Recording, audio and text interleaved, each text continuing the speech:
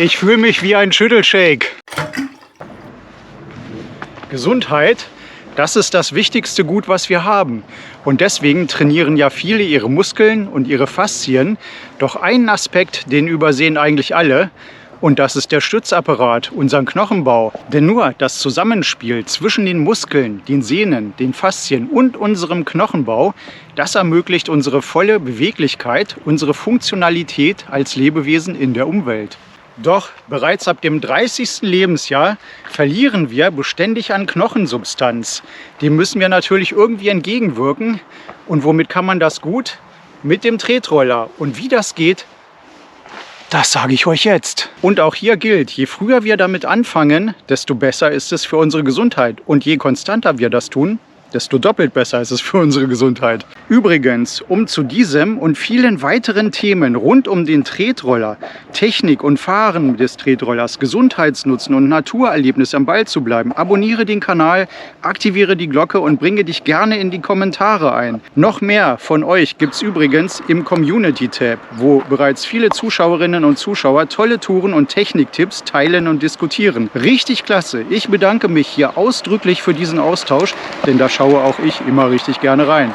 Doch jetzt wollen wir wissen, was hat es mit dem Abbau der Knochensubstanz auf sich und vor allem, was können wir dagegen tun? Beginnen wir einfach bei der Ursuppe. Unsere Knochen sind kein totes Material, sie sind ein lebendiges Gewebe, das beständig umgebaut wird. Wenn etwas umgebaut wird, braucht es natürlich etwas, das auch umbaut.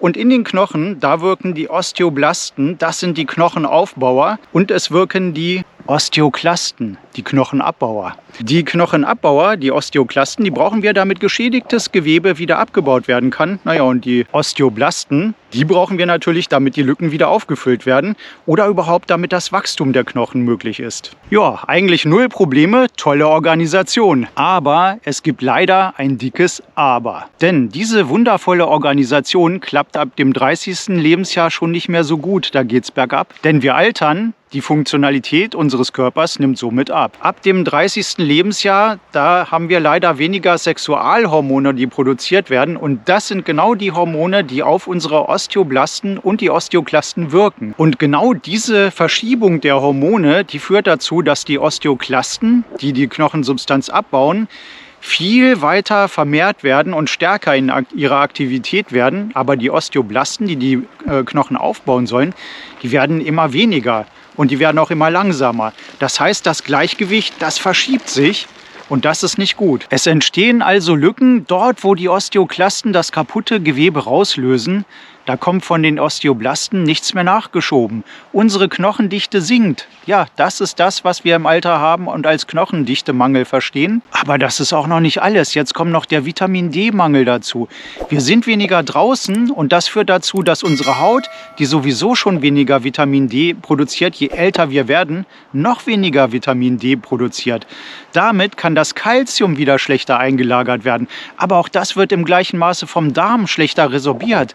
Das heißt, wenn wir kalziumhaltige Nahrung aufnehmen, dann wird die jetzt vom Darm schlechter aufgenommen und das Vitamin D, was wir weniger zur Verfügung haben, führt dazu, dass dieses wenige Kalzium noch schlechter eingebaut wird.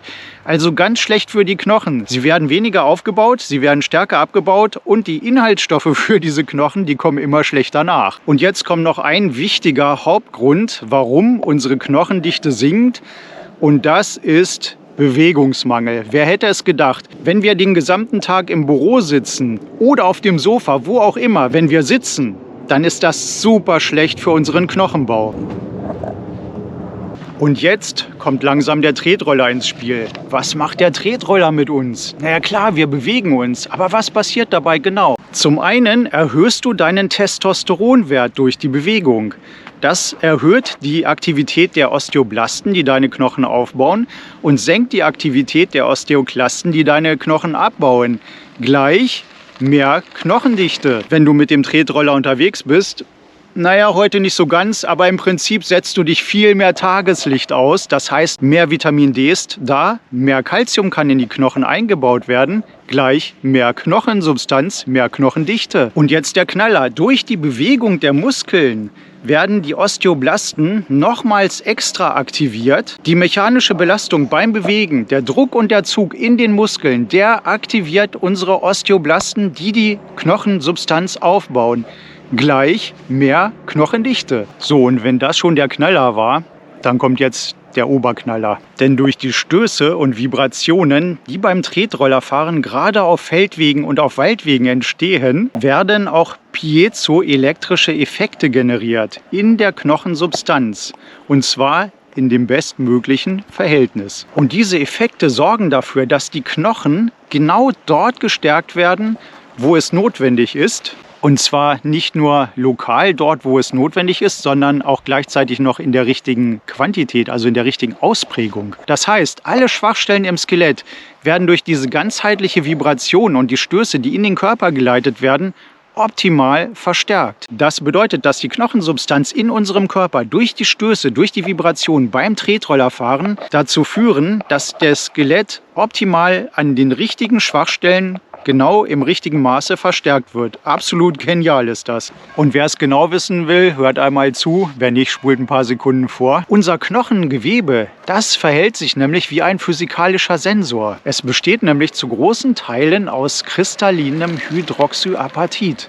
Das ist das Gleiche, was in der Zahnpasta enthalten ist, um euren Zahnschmelz aufzubauen, wenn ihr eine gute Zahnpasta nutzt. Und das ist eben die Substanz auch unserer Knochen. Und dazu kommen natürlich noch die elastischen Kollagenfasern, ganz klar. Wenn jetzt die Wucht eines Stoßes beim Abstoßen oder wenn ein Stoß durch den Rahmen in euren Körper geleitet wird, eine Vibration oder der Zug einer Sehne beim Tretrollern den Knochen so ganz minimal biegt, dann verschieben sich die Ladungen in der umgebenden Kollagenstruktur. Und die Folge ist, dass eine minimale Spannung entsteht, ein Spannungsdifferential. Und das hat zur Folge, dass zwischen diesen unterschiedlichen Potentialen ein ganz mikrokleiner Strom fließt und die Bereiche, die quasi unter Druck stehen, die werden dann negativ geladen und die Teile, die auf Zug oder belastet, wie man auch immer das sagen will, die werden dann positiv geladen. Und genau diese bioelektrischen Felder, die dann entstehen, die sind es, was dem Körper sagt, hier muss der Knochen verstärkt werden. Und parallel dazu zündet ein zweites biologisches Signal.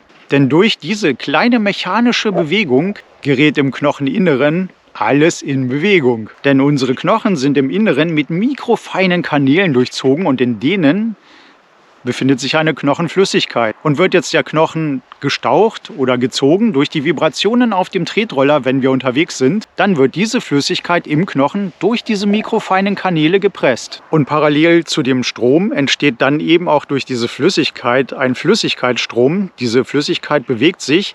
Und das nennt sich Fluid Shear Stress. Und diese Strömung wird von den Knochenzellen, von den Osteozyten registriert. Und genau dafür besitzen sie auf ihrer Oberfläche Piezo 1 und Piezo 2 Kanäle. Die öffnen sich dann durch diesen Druck der Strömung und schon kann das Calcium in die Knochen einfließen. Und das zieht dann auch eine Kaskade an biochemischen Prozessen nach sich. Und ein Teil dieser Kaskade, die dann entsteht, das sind die Osteoblasten. Die werden nämlich auf diesem Wege aktiv.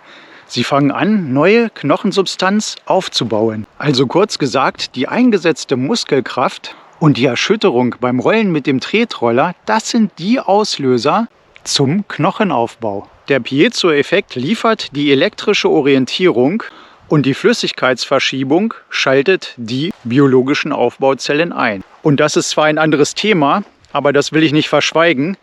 Auch Faszien werden durch diese Bewegung, durch die Vibration, wieder ganz massiv gelockert und gelöst, was ein doppelter Zusatznutzen ist. Aber das sei nur mal hier am Rande erwähnt. Wir wollen uns ja um die Knochendichte kümmern.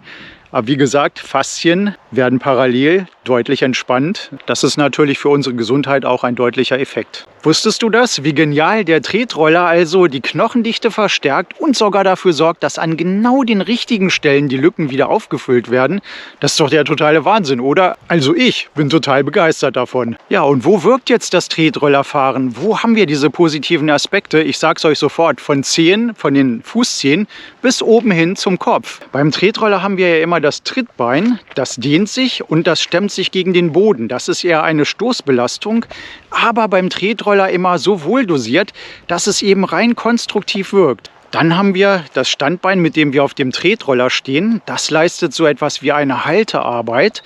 Die Vibrationen des Trittbretts werden über dieses Standbein direkt in unseren Fuß, ins Bein, in die Hüfte übertragen, in den gesamten Körper. Und besonders, wenn der Untergrund uneben wird, so wie hier, dann müssen deine Knochen und Gelenke beständig kleinste Vibrationen und Stöße abfedern. Und genau das haben wir ja eben gesagt, die Signalgeber dafür, dass die Knochen wieder optimal verstärkt und aufgebaut werden. Absolut klasse.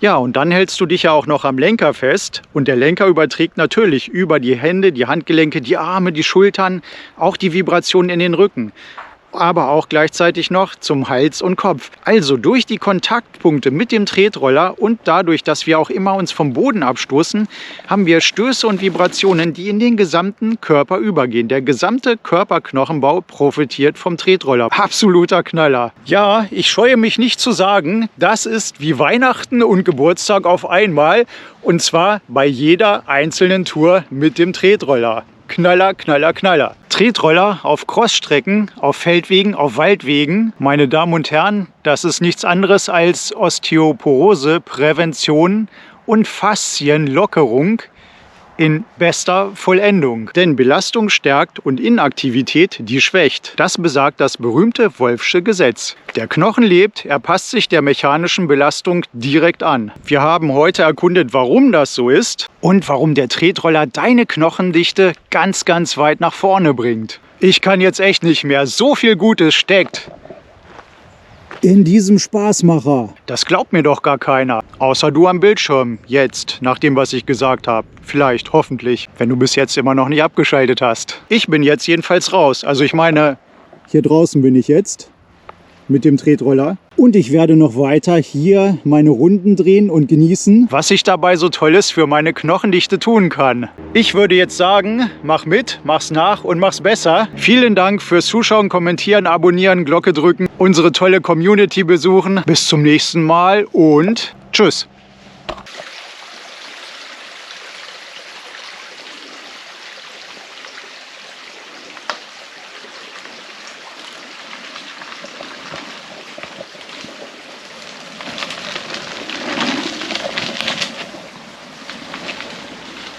Ich fühle mich wie ein Schüttelshake.